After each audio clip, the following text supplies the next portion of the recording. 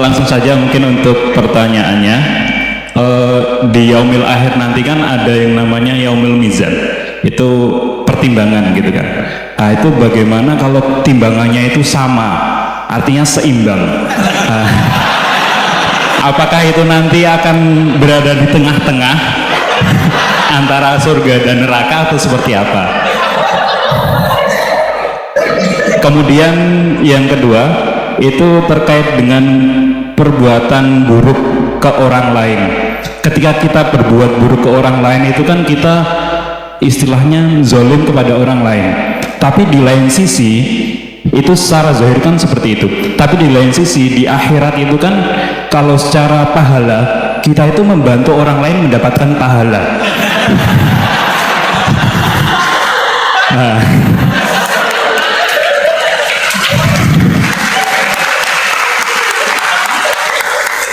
Yang kedua apa? Draw tadi, bisa. Kamu ingin draw? Ini kaji nih, nggak pernah ngaji Quran itu. Di antara yang diterangkan Quran detail itu Ashabul A'raf, apa? Ashabul A'raf, orang yang baiknya sama buruknya itu imbang. Itu sudah disediakan nanti di surga itu ada pagar. Kamu ingin di situ? Pagar pembatas, loh. Pagar pembatas di surga enggak, neraka enggak. Jadi kejadian surga dan neraka itu gini, tak terangin. Jadi kira-kira gini, kan hisab itu hanya rubu'un nahar, sekitar 2 jam setengah selesai. Jadi satu dunia ini dihisab Allah, hanya Allah butuh waktu 2,5 jam rubu'un nahar. Kenapa gitu Pak Rektor? Karena semuanya datang ini sudah terindikasi dan itu sudah jelas. Misalnya orang yang soleh banget, wajahnya bersinar, bahkan semua tubuhnya bersinar. Yas'anuruhum baina aidihim, yang pas-pasan, ya sinarnya pas-pasan. Sehingga nanti yang punya sinar cukup di kanan, yang kelip-kelip agak ini, yang rawan kesaruk ini, yang gelap gulita langsung di kiri. Nah itu terus faduriba bainahum bisuril lahubab, terus Allah langsung bikin pagar. Nah yang rawan kesaruk pagernya yang kelip-kelip tadi, yang temangsang ini, karena yang jelas hitam di kiri, yang jelas putih kanan, yang abu-abu ini sama malaikat digaruk saja.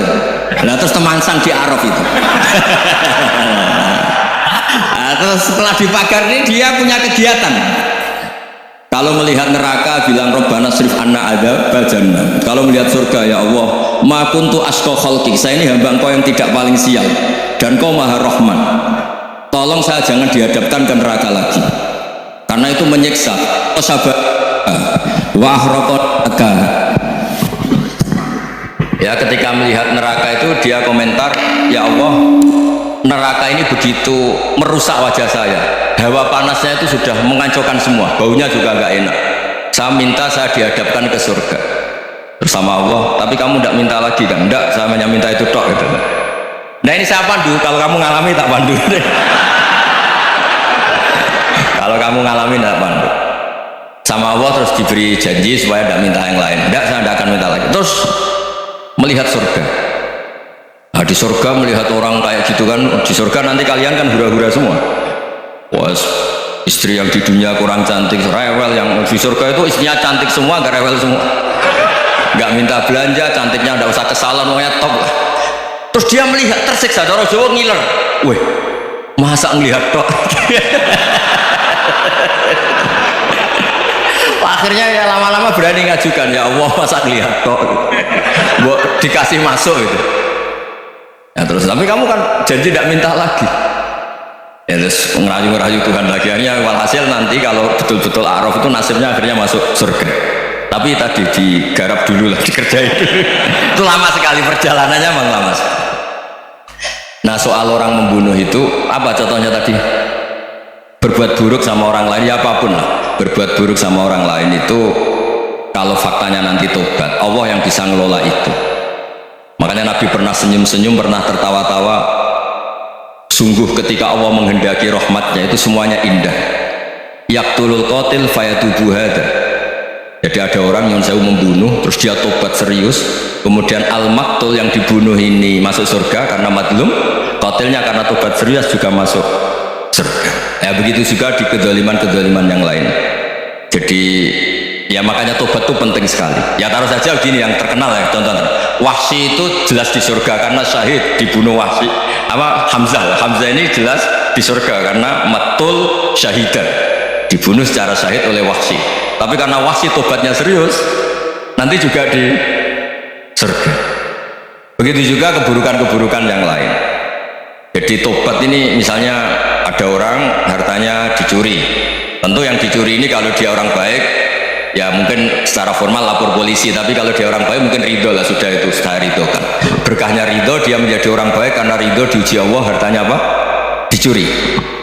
Kemudian yang mencuri tobat, entah harta itu dikembalikan, entah dikasihkan masjid sebagai amalnya yang dicuri, entah apa-apa, Allah kasih tobat orang ini, kemudian sama-sama jadi orang baik, kemudian sama-sama di surga.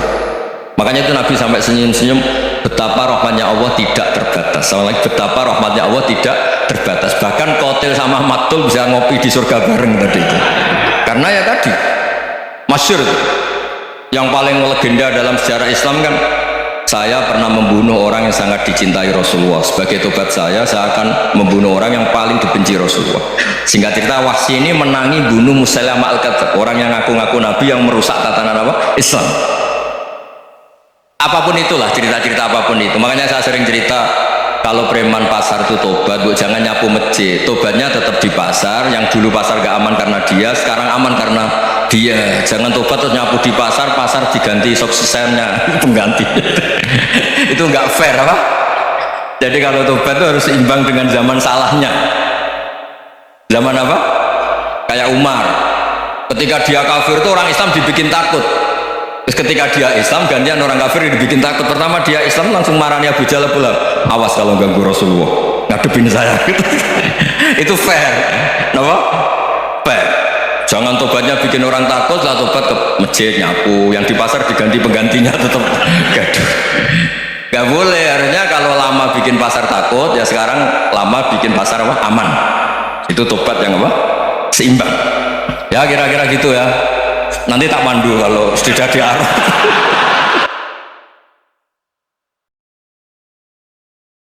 Tentang surah An-Nisa, ya ini surah An-Nisa ayat 3 dan surah An-Nisa ayat 129.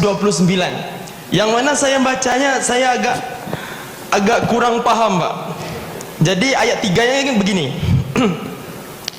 Ayat 3 ini kan tentang poligami. Di ayat 3-nya ada syaratnya, fa in khiftum alla ta'dilu. Ta'dilu itu kan merupakan syaratnya, Pak ya. Kemudian fa in khiftum alla ta'dilu fawahidah. Kemudian di ayat 129 itu dikatakan walan tastati'u an ta'dilu bainan nisa. Kemudian ditambah lagi dengan kalimat walau harastum, walaupun kalian sangat mau untuk bertindak adil. Jadi yang saya tangkap di ayat 3 itu adalah syaratnya. Kemudian di ayat 129 ini adalah pembatal syarat tersebut. Apakah pemikiran saya itu betul atau bagaimana pelurusannya, Pak? Iya, itu aja. Bismillahirrahmanirrahim. Tadi kata ketua badan wakaf, dicoba aja kalau berani. Nanti kan tahu rasa piring terbang. Begini, hampir semua mufasir sepakat. Mungkin Anda yang kuliahnya nggak pernah belajar itu